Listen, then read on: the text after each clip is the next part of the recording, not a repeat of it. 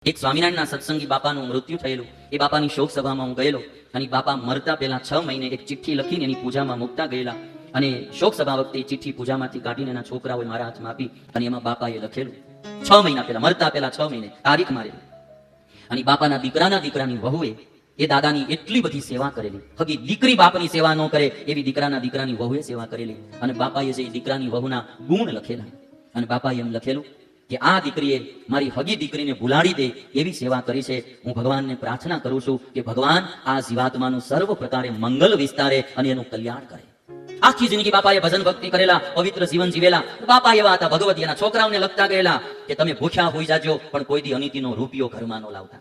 અને એમ કહેતા ગયેલા કે જિંદગીમાં ગમે એવા દેશકાળ આવે દીકરાઓ તમે કોઈ દી ભગવાનને ન ભૂલતા. એ બાપાની ભલામણો હું તમને સંભળાવું. મને એમ થાય બાપો તો આવો હોવો જોઈએ ભાઈ. છોકરાઓને કહે છે કે ગમે એવા દેશકાળ આવે, સુખ દુઃખ, ભગવાન ન ભૂલતા, કોઈ દી ઘરમાં અનિતિનો રૂપિયો ન લાવતા.